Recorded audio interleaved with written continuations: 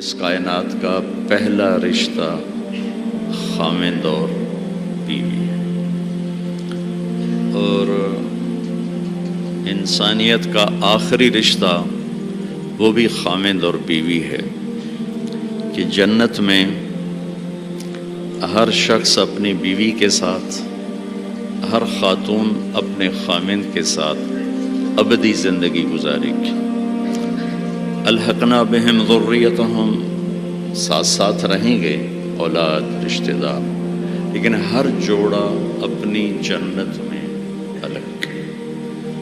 کسی رشتے کے لیے اتنی آیات نہیں اتاری گئیں جتنی خاوند بیوی کے لیے اتاری گئی، پوری سورت اور سینکڑوں آیات۔ ماں باپ کے لیے چند آیات ہیں، اولاد کے لیے چند آیات، رشتہ داروں کے لیے چند آیات، لیکن خاوند اور بیوی کے لیے سینکڑوں آیات۔ دو وجہ سے اس کو زیادہ پھیلایا گیا ہے، ایک اس کی اہمیت، ایک اس کی نزاکت۔ اہمیت یہ ہے کہ یہ بنیاد ہے، یہ اگر ہل گئی تو سارا معاشرہ ہل جائے گا، اور نزاکت اس لیے ہے کہ کوئی رشتہ ٹوٹتا نہیں، ماں بیٹے کا، ماں بیٹی کا، باپ بیٹے کا، بھائی بھائی کا، بہن بھائی کا رشتہ ٹوٹتا نہیں، خاوند بیوی کا رشتہ ایک بول پہ ٹوٹ جاتا۔ تو اس لیے اس کو محفوظ رکھنے کے لیے قرآن نے مضامین بیان کیے۔ کسی رشتے کو اللہ نے اپنی نشانی کے طور پہ بیان نہیں کیا قرآن میں۔ زمین آسمان کو اللہ کہتا میری نشانی ہے، لیکن کسی رشتے کو اللہ نے نہیں کہا کہ میری بہت بڑی نشانی ہے۔ ایک رشتے کو اللہ کہتا ہے کہ یہ بھی میری بہت بڑی نشانی ہے، اور اس کو بڑی نشانیوں میں لے کر آیا۔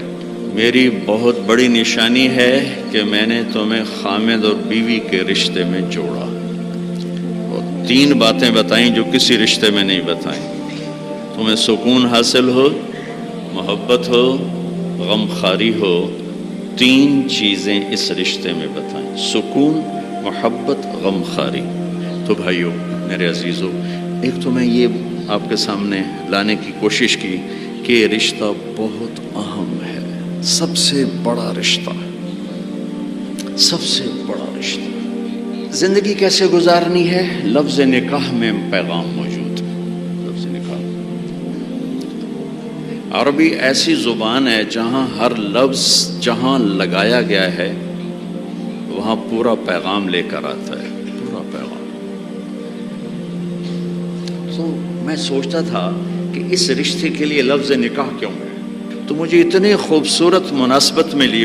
نکاح کا مطلب ہے دو چیزوں کا یکجان ہو جانا، دو چیزوں کا یکجان ہو جانا، اور بارش کے پانی کا زمین میں جذب ہو کر یکجان ہو جانا، نیند کا آنکھوں میں اتر کر سلا کے یکجان ہو جانا، مرد کا عورت پہ اعتماد کر کے ایک جان ہو جانا، درخت کی شاخوں کا ایسے آپس میں مل جل کر یکجان ہو کر چھاؤں بنا دینا، یہ ہے لفظ نکاح۔ مرد کے خوبصورت اخلاق جو دھیمی بارش کی طرح عورت کے دل پہ اترتے ہیں، جو زمین ہے اور وہ ایک سرسبز کھیتی بن جاتی ہے۔ دھیمی بارش والے اخلاق اپناؤ، تمہارا گھر آباد ہوگا۔ اخلاق بارش کی طرح ہیں اور بیوی زمین کی طرح ہے، اس کا دل تمہارے اخلاق سے متاثر ہو، نیند کا آنکھوں میں اتر جانا اور سلا دینا۔ تمہارے خوبصورت رویے تمہاری بیوی کو اتنی سکون کی زندگی دیں کہ وہ چین کی نیند سوئی چین سے اٹھے۔ کتنے گھر ٹوٹ گئے شک کی وجہ سے، شک،